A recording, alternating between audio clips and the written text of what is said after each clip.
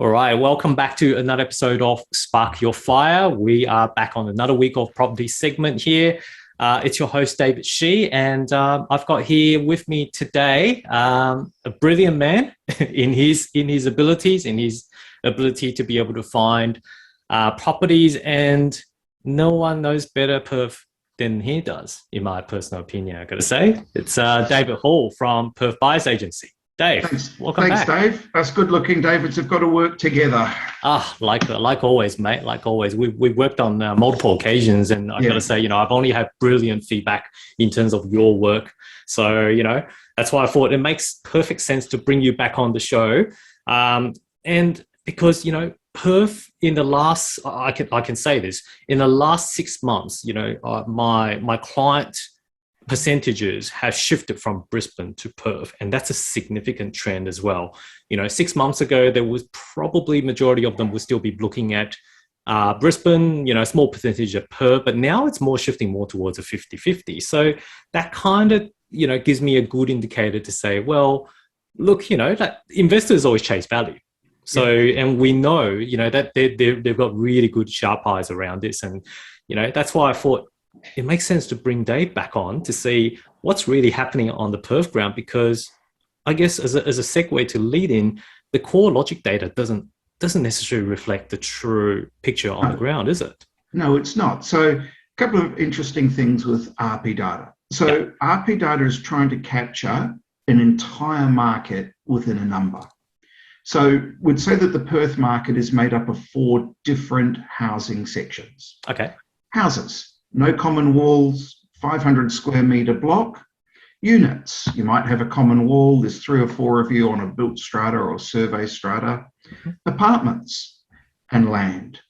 The Perth market, because we're now coming out of the longest, deepest property recession in Australian history at 5 years. One of the many consequences of that has been that the gap in houses between units, villas and apartments and houses is too close. So you could go, well, I can buy this really nice house for 600,000, or I can buy this pretty ordinary villa for 500,000. I'll go buy the house. So RP data's been trying to capture those 4 in a single. The story of Perth is it is our housing market, houses that are moving. Houses. We have land sales have all but come to a screaming halt because of the depth, the duration and the serviceability and just the depth of the recession that we've had in property.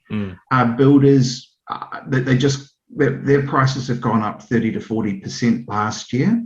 There's still continued pricing. You sign a contract today, if you're lucky, you're going to get a key in 2 years and you don't know what it's going to cost you. Wow. Okay. So it's stopped. Land sales are down to 50 to 70 transactions a week. Building is just not an option if you want a house today. It's just not practical. Apartments, there's a lot of apartments that are slated to come out of the ground, but the price differential, and I'll give you an example. So I'm building 4 special disabled accommodation units in Victoria Park. The sales price as a normal apartment is 520,000 for a 2-bed, 2-bath. With a bit of negotiation and a bit of canniness, I can actually get a nice unit for 550,000 in the same suburb. Okay. So price differentiation for apartments isn't enough yet to make it attractive. Right. But housing has gone insane. So if your clients are bored, and I'll give you some notes that you can put up. Get onto a website, www.reiwa.com.au. REIWA, Yep. Click on research and click on weekly data release. It's titled Perth Property Market. That will take you to something called Real Facts. This is released normally weekly, but when there's a public holiday like we've just had, it's a little bit behind the times. Sure. What it does is it breaks down the housing market, and there's a couple of really, really evident trends that are going on. The first one is the number of houses for sale has nosedived. If I was to go back 18 months ago, there would be 8,500 to 9,000 houses for sale. As of last week, that's dropped down to 3,785. So that's dropped more than 50%. More than 50%. More than 50%. And when you consider that Perth, depending what you call Perth, because it's a very spread out city, has a population of 2.1 million people. Housing is ridiculously tight. So if I'm going to an open home and the house is a 5 out of 10 or better, I know I'll be one of at least 5 offers. To just give you an example, got a client, we own the 2 neighbouring houses zoned for ultra high density. The third one came on the market and it really gives them nearly 3,000 square metres of ultra high density right by a train station. Yep. We wanted it.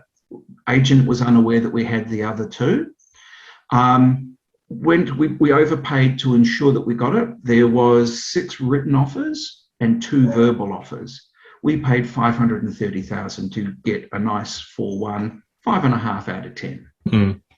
The same agent 2 weeks ago sold a house literally around the corner, which I would give a 6 out of 10, but a 3-1, not a 4-1. Sold it for $530,000. So I've had to ring up my client this morning and say, sorry, we've made $30,000 in 6 weeks. That's not a bad result, mate. It's not a bad weekly result, particularly if we can maintain that. That's right. And we have, there's a couple of real perversities going on in the market. So the next one is our rental market. Because of the duration of the downturn, so you would say in a balanced market around 30 to 35% of houses are rental properties. Yep. We've essentially had, because there's been a bit of an overhang, 6 years of investors leaving the market and no backfill. So we've dropped down to as little as 10% of investors in the market. So we have a chronic shortage of rental properties. You know, I'm buying houses, even with inflating prices, at about a 4.5 to 5.2% standard rental yield. So you get them great rate, and they're generally a neutral hold. But we're just seeing absolute desperation on the part of tenants. There is a very sad story. A client of mine rang me, David, I've got a personal friend. Can you help them out? Yeah, what's the story? She's a single mum. She's got 6 kids. She can't find a place to rent. Can you help her? No. No one's going to rent to her. We're seeing, desperation in tenants where, a rental open home, whatever you advertise it for, your winning offer is going to offer $30 to $50 a week more than whatever you've put it on. Yep. You're going to get offered, 1 to 6 months rent in advance. And there is real desperation. We're now starting to get into that next segment of people living together. So, it used to be because our rents were so cheap, Yep. boyfriend, girlfriend, 4-2. Now they're starting to get their friends in to help pay the rent. Wow. We're currently at around 2,100 properties for rent, which is structurally as low as we can go. Because tenant leaves, you do the open home. We've just hit the absolute rock bottom.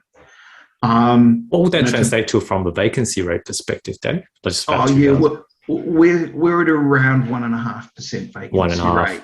And look, it varies suburb to suburb. Yeah.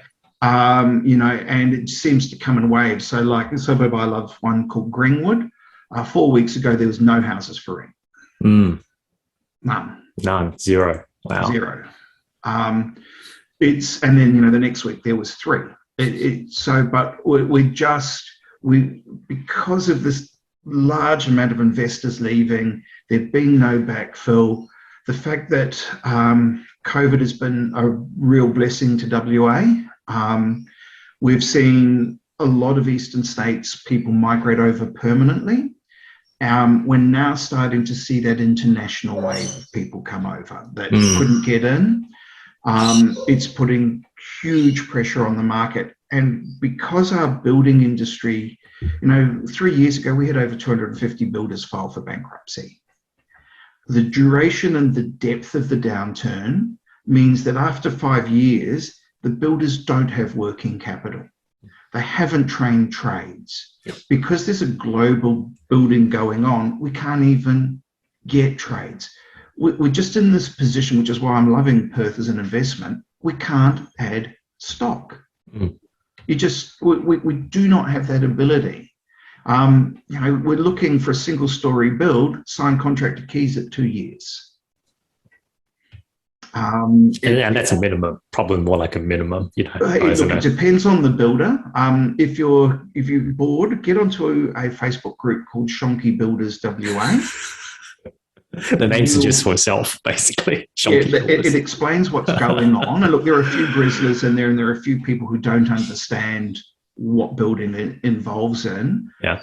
But it's eye-opening. It's just the behaviour that is going on. I honestly think we're going to see a commission into the building industry here because there's some abhorrent behaviour going on. Sounds like a lot of cowboys is running their show, isn't it? Well, there's certainly some of that coming on. They can't get the trades. Yeah. They're just, they're just not there. And our mining industry, so the West Australian released an article last week. For the first time in history, West Australia has more job vacancies than unemployed. Really? Wow. Yeah. An example, jump on seek.com.au. Yep.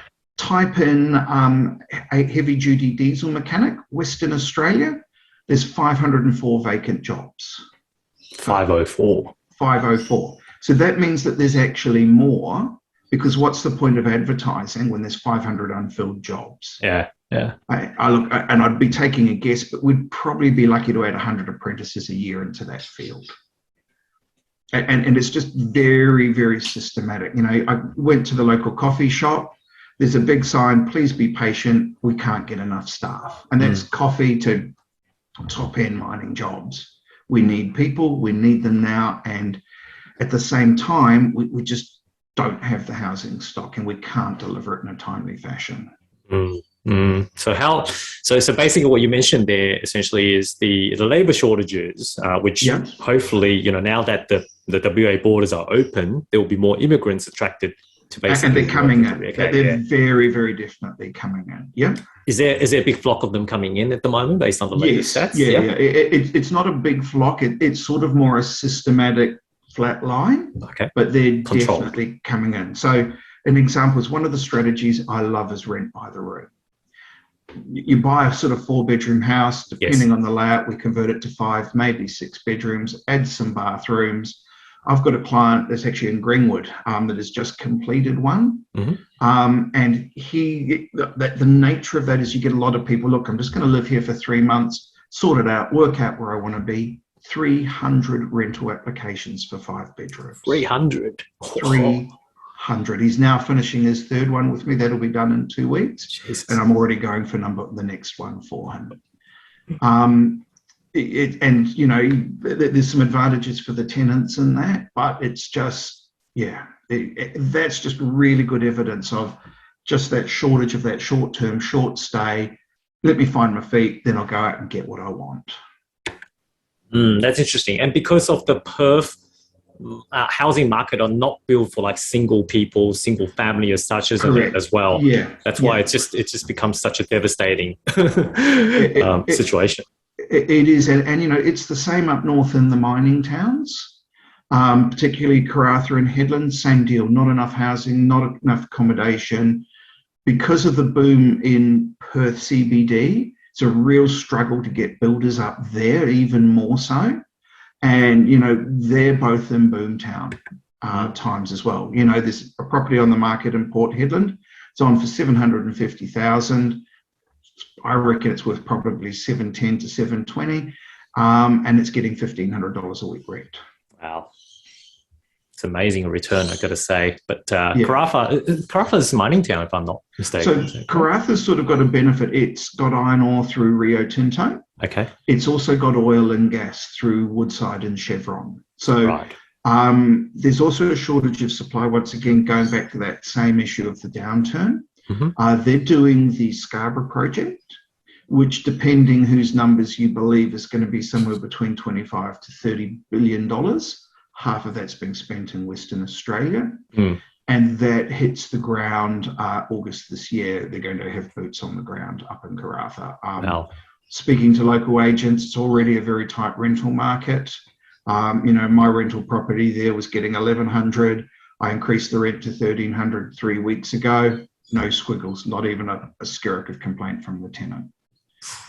It's not bad considering I paid 321 for it. That's very good, Dave. I think you've been very, very humble as always. Yeah, okay. Very nice deal. So, wow. Yeah. We just, if I'm sort of hunting in a couple of areas, I seem to have a bit of a reputation for buying meth homes. So because of liability concerns, particularly where a bank's stepping in, I just get the phone calls. I've got people who will buy them, who will remediate them.